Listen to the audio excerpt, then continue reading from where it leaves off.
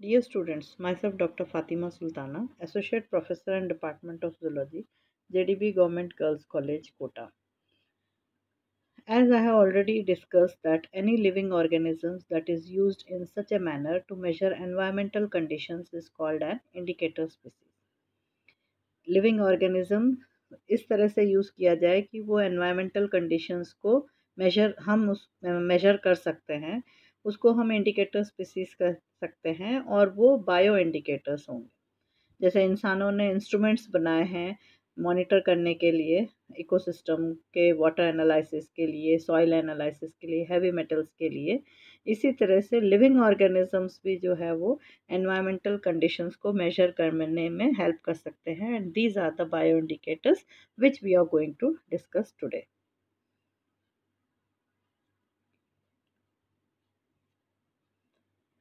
Now there are a few indicator species which can give us information about the air quality. Air quality indicators का काम कर सकते हैं और वो है best example are lichens. Different lichens show different levels of tolerance to pollution. प्रदूषण का जो टॉलरेंस लेवल है, लाइकेन के जो विभिन्न प्रकार हैं वो अलग अलग प्रभाव पर अलग अलग टॉलरेंस दिखाते हैं। So what we see that different amounts of lichen can tell us how much sulfur dioxide is in the air. Because they are susceptible to sulfur dioxide, the level of sulfur dioxide, so they can indicate us the amount of sulfur dioxide present in the air. Lichens can inform us about the level of sulfur dioxide. Shrubby and bushy lichens are usually the most sensitive to pollution and are often absent from polluted areas. Crusty lichens are usually more tolerant of pollution and can grow in more polluted areas. So, by looking at the species present in a particular area, scientists can assess the level of air pollution. Air pollution के बारे में हम कैसे बता सकते हैं, क्योंकि ये जो लाइकेंस हैं इनका लेवल जो है टॉलरेंस का वो अलग अलग है। जैसे कि श्रबी और बुशी लाइकेंस जो हैं वो काफ़ी सेंसिटिव होते हैं, they are more sensitive to pollution, और इसीलिए जो है जहाँ प्रदूषण बहुत ज़्यादा होगा वहाँ पर ये एब्सेंट होंगे। और जो दूसरे वाले लाइकेंस हैं जैसे क्रस्टी लाइकेन है, ये और अधिक टॉलरेंट होते हैं। तो इनको क्या है कि ज़्यादा प्रदूषण वाले एरिया में भी हम इनको देख सकते हैं। तो इससे क्या हमें पता चल रहा है, अगर प्रदूषण कम है तो हमें किस तरह के लाइकेन दिख सकते हैं, श्रबी और बुशी एरिया, और अगर प्रदूषण ज़्यादा है तो हमें किस तरह के दिखाई देंगे, क्रस्टी वाले। So bushy lichens need really clean area. बहुत अच्छा साफ जो हवा है, जहाँ कोई प्रदूषण नहीं है, वहाँ पे बुशी लाइकेंस को हम देख सकते हैं। तो अगर किसी पत्थर पे, पेड़ के लॉग्स पे अगर हमें बुशी लाइकेन दिखाई देता है, तो इसका मतलब वहाँ का जो आवास है, वहाँ का जो एरिया है, वो प्रदूषण से बचा हुआ है। और अगर लीफी लाइकेंस देखते हैं हम, तो थोड़ा सा प्रदूषण होगा। Leafy lichens can survive a small amount of air pollution. Crusty lichens can survive in more polluted areas. Crusty जो है वो ज़्यादा मतलब टॉलरेट कर सकते हैं, इसीलिए वो प्रदूषण को भी टॉलरेट कर रहे हैं। पर अगर लाइकेन ही नहीं है तो इसका मतलब वहाँ का जो प्रदूषण का लेवल है वो बहुत अधिक है, बहुत अधिक वहाँ पर सल्फर डाइऑक्साइड है। So lichens are plants that grow in exposed places such as rocks or tree barks. Now air pollutants dissolved in rainwater, especially sulfur dioxide, can damage lichens and prevent them from growing. So this makes lichen natural indicators of air pollution. जो air pollutants हैं, हवा में जो pollutants हैं, sulphur dioxide, carbon monoxide, ये क्या है कि रेन वाटर से नीचे आते हैं और लाइकेंस को जो है वो डैमेज कर सकते हैं। क्योंकि अगर बुशी लाइकेन है तो वो ज़रा सा भी प्रदूषण को नहीं टॉलरेट कर सकता है, तो वो ख़त्म हो जाएगा। और बिल्कुल ही लाइकेन नहीं दिखाई दे रहे हैं आसपास ढूंढने पर भी, तो इसका मतलब वहाँ पर पोल्यूशन लेवल बहुत अधिक है। Now there are indicator species which can give us the information about the biotic index. Indicator species indicate whether there is pollution present or not, or biotic index is an indirect measure of pollution. So assessing the relative abundance of different organisms, we can know about the level of the pollution. Now there are groups, group A, B, C, D, E. Now animals, what are the animals? The mayflower, the dragonfly. Now these have different pollution levels. These can be present in different pollution level. Now indicator species: mayfly, dragonfly, freshwater shrimp, hog louse, and worms, no life. Now this is the upper level what you are seeing. These are the different species. So mayfly, they are present in the water where there is no pollution. The green color is showing no pollution. Dragonfly nymph can tolerate a little pollution level. Pollution level थोड़ा और बढ़ा है तो वहाँ पर हमें fresh water shrimp दिखाई देंगे और ड्रैगन फ्लाई और मे फ्लाई नहीं दिखेंगे। और थोड़ा अधिक है, मीडियम्स में है, तो हमें हॉगलाउस दिखाई देगा। और पोल्यूशन ज़्यादा है तो वहाँ पे ट्यूबिक्स वॉर्म जो है वो दिखाई देगा। बाकी ये सारे मे फ्लाई, ड्रैगन फ्लाई, ये सब नहीं दिखेंगे। तो that means that the pollution level is high. और अगर कोई लाइफ नहीं है तो इसका मतलब लेवल बहुत अधिक है, कोई लाइफ वहाँ एग्जिस्ट कर ही नहीं पा रहा है। So what we see, more people, more water pollution. Why? Because waste chemicals are being dumped into rivers and sea. Sewage, fertilizers and toxic chemicals end up in rivers.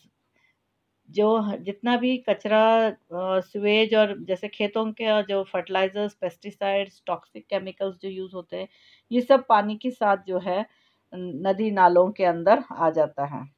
और ये जो toxic chemicals किससे आते हैं? Pesticides से आ सकते हैं, herbicides और फर्टिलाइजर्स, इनसे जो है वो लैंड से वॉश आउट होकर के वाटर में आ जाते हैं। कुछ इंडिकेटर स्पीसीज है जो इस पोल्यूशन के बारे में बता सकते हैं। So if you find mayfly larva, this means the water is very clean.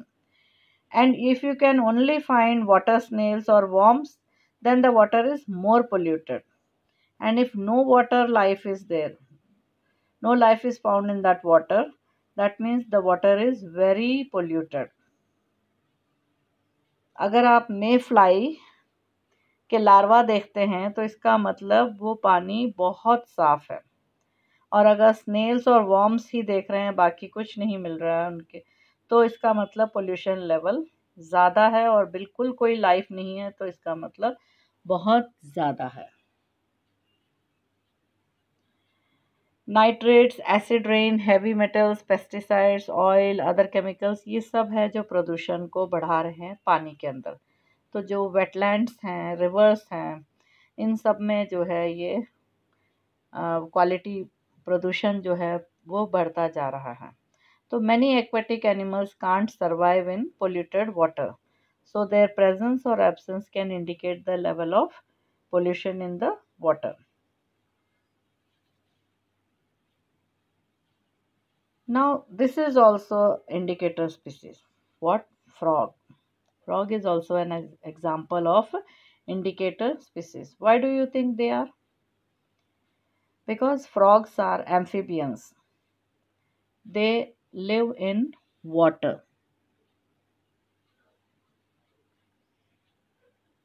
What you see that frogs, they exist in water and land, but most of the time in water.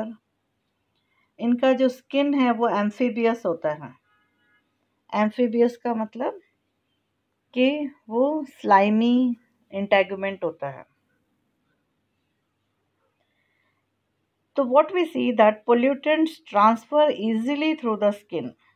अगर पानी में प्रदूषण ज़्यादा है तो वो प्रदूषण इनके स्किन से होते हुए इनके शरीर के अंदर आसानी से जा सकता है. Because we know that reptiles have hard skin. Hard skin के थ्रू तो नहीं जा सकता, बट इनका जो स्किन है फ्रॉग का, इनका जो इंटेगुमेंट है वो बिल्कुल स्लाइमी, चिकनी और पतली होती है. तो कोई भी पोल्यूटेंट है वो आसानी से इनके बॉडी के अंदर जा सकता है. And the population of these frogs can decrease, it can decline. तो अगर फ्रॉग्स नहीं हैं उस एक्वेटिक एरिया में तो इसका मतलब वो पानी बहुत ज़्यादा प्रदूषित है. और अगर मेंढक आसानी से नज़र आ रहे हैं, अच्छी तादाद में है वहाँ पर, that means the water is clean and not polluted. Now this is also an organism which is known as river otter. The presence of this otter indicates a healthy, clean river system. अगर नदी में otter है तो इसका मतलब वो नदी का पानी बहुत साफ है. You know that we have otters in Kota, Chambal River also. And Chambal in Kota is one of the river which is very, very less polluted river. We say that it is the very less polluted river. That is, इसका जो पानी है वो कम प्रदूषित है. इसको हमें बनाए रखना है हमें. So that the population of water will increase. It should not decrease. अगर बढ़ रहा है तो इसका मतलब pollution level जो है वो बहुत कम है. And we are very lucky enough to have the population of otter in Chambal River. So this organism, the presence of this organism indicates the healthy, clean river system. Now tiger is also indicator species. Tiger is a unique animal which plays a pivotal role in the health and diversity of an ecosystem. It is a top predator which is at the apex of the food chain and keeps the population of the wild ungulates in check, thereby maintaining the balance between prey herbivores and the vegetation upon which they feed. क्योंकि tiger जो है ये ecosystem में top predator है. Food chain अगर आप लोगों को याद हो तो इसमें सबसे टॉप पे आता है टर्शरी कार्निवोर. तो this tiger is at the top. तो टॉप पे होने की वजह से उसके नीचे जो लेवल्स हैं कौन से हुए, सेकेंडरी कार्निवोर, प्राइमरी कार्निवोर और हर्बीवोर्स और प्रोड्यूसर. तो क्योंकि सबसे जो लोवेस्ट लेवल यानी जो फर्स्ट लेवल है वो होता है प्रोड्यूसर का. Because producers are the only living organism which can make their own food, making use of the sunlight, water and carbon dioxide by the process of photosynthesis. वो energy जो है वो दूसरे लेवल में जाएगा और वो है हर्बीवोर्स. तो हर्बीवोर्स एनिमल्स जब इस वेजिटेशन को खाएंगे तो वो एनर्जी ट्रांसफ़र होती है उस लेवल पे. और हर्बीवोर्स को खाने वाले प्राइमरी कंज्यूमर्स, फिर सेकेंडरी कंज्यूमर्स और फिर टर्शरी कंज्यूमर्स. तो किसी भी फॉरेस्ट में टॉप पे जो है वो टाइगर है. तो tiger is acting as the umbrella species and it is checking the maintaining the balance between the prey herbivores and the vegetation upon which they are feeding. Therefore, the presence of tigers in the forest is an indicator of the well-being of the ecosystem. अगर tiger है forest के अंदर तो इसका मतलब वो forest बहुत अच्छा है, क्योंकि उसमें सारा जो ट्रॉफिक लेवल्स हैं वो सब मेंटेन हो रहे हैं, producer level, herbivore level and consumer level, all are being maintained and all are living in a harmony. So if there is tiger, all other remaining organisms are also living happily. Now if the tigers go extinct, the entire system would collapse. अगर tiger चला गया, extinct हो गया, तो जो पूरा system है वो कोलैप्स हो जाएगा. That is the reason why we are after the saving this tiger. Tiger को सेव करने के लिए हम लोग इसीलिए इतना ज़्यादा मेहनत कर रहे हैं, क्योंकि we know that if this tiger will live, we are also going to live long. Thank you so much.